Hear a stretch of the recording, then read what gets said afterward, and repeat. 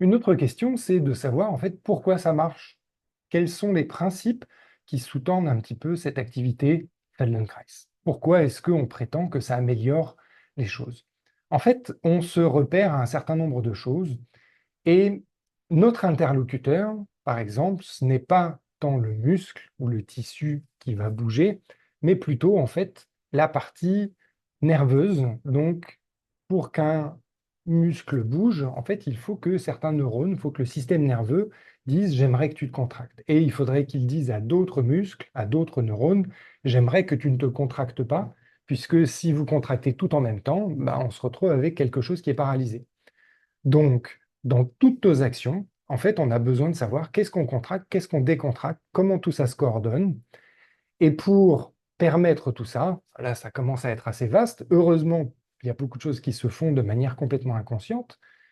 Eh bien, il y a la sensibilité. Donc, en fait, est-ce qu'on est capable, est-ce que notre système est capable de discerner que ça et ça, c'est pas la même chose? Est-ce qu'il est capable de discerner, j'ai envie d'aller faire ça, et ce que j'ai fait correspond à ce que j'ai envie de faire, ou j'ai envie d'aller faire ça, et ce que j'ai fait ne correspond pas à ce que j'ai envie de faire. Donc vous le voyez, en fait, on entre dans un champ, et je vous rassure, on ne passe pas notre vie à réfléchir à ça, mais en tout cas, on entre dans un champ où on parle de sensibilité et de coordination, et encore une fois, notre interlocuteur, c'est le système nerveux. Donc maintenant, qu'est-ce qu'on fait pour ça? Ben, vous avez remarqué, par exemple, dans la petite séance enfin, les petites séances que vous avez essayées, on attire votre attention vers, par exemple, qu'est-ce que vous faites ici? Et il suffit qu'on pose la question pour que le système se dise, ah, mais j'ai peut-être un degré de liberté que je n'ai pas utilisé. Et notre système, en fait, est gourmand de nouvelles options, de façons de faire plus facilement ce que l'on peut faire, donc d'être économe. Donc dès qu'on tend le doigt vers, vous savez, dans le jeu, tu chauffes, tu brûles, etc. Dès qu'on regarde un petit peu dans un coin, bah, le système se dit, ah, est-ce que je pourrais mettre ça à profit?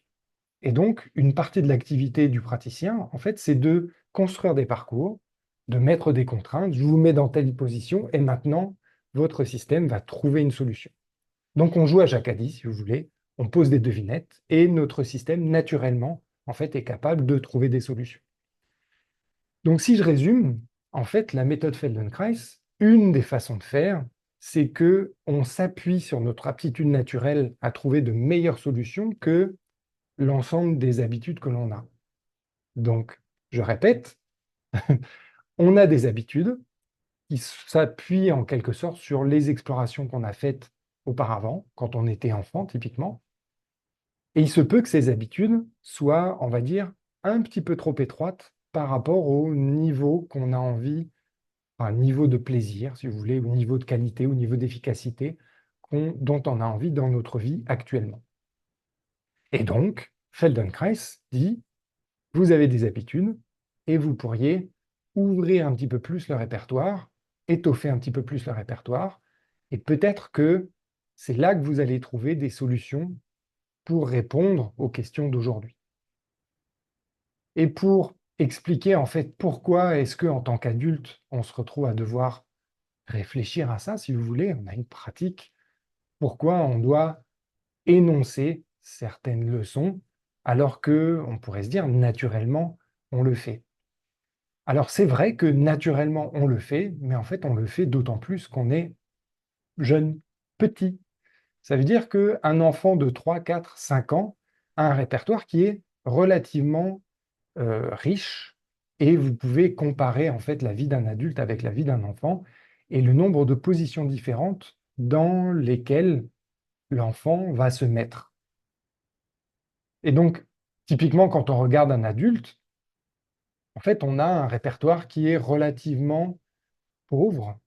Alors, c'est peut-être un peu vexant de s'en souvenir, mais en fait, si on compare à un enfant, un adulte va être debout, assis, couché, pour faire simple, alors qu'un enfant, au grand désespoir de ses parents, va être assis, debout, couché, mais aussi ramper sous la table, se suspendre sur une barre, lire couché, avec son livre à l'envers, les pieds au mur, etc., etc. Et donc tout ça, nous l'avons fait quand on était petit. On a été gourmand de nouveautés Et puis, au fur et à mesure, on a étoffé notre répertoire, le genre de choses que l'on pouvait faire, lancer des choses, courir, sauter à la corde, je ne sais pas quoi encore, toc, toc, toc. Et puis, au fur et à mesure, on arrive ensuite dans l'adolescence. Et quelque part, on regarde autour de nous, et ce qui c'est pas forcément encouragé de faire autant de bêtises, si vous voulez. Et puis, à côté de ça, on se dit, je ne suis pas pire que les autres. Et on peut avoir l'impression que notre développement est à peu près à son terme. C'est pas du tout vrai. Donc on peut s'en convaincre, si vous voulez, quand on regarde des gens qui ont continué une pratique bien au-delà des 12-13 ans. Donc quelqu'un qui a continué, je ne sais pas, hein, quand on était petit, on a tous couru un peu, mais quelqu'un qui va s'inscrire dans un club d'athlétisme va courir avec une foulée qui n'a rien à voir. Quand vous voyez une athlète courir et quelqu'un de la rue courir, ben, on voit bien que c'est pas du tout la même chose. Et c'est pas simplement que les muscles sont comme ci ou comme ça, c'est aussi qu'il y a eu, on va dire, un développement aussi des aptitudes et de la qualité de mouvement.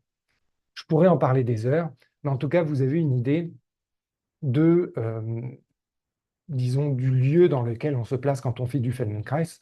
On se dit, je suis très bien tel que je suis, mais peut-être que je serais encore mieux si j'étoffais, si j'apprenais à fouiller un petit peu tout le temps dans les possibilités que j'ai laissées soit de côté, soit que j'ai jamais explorées.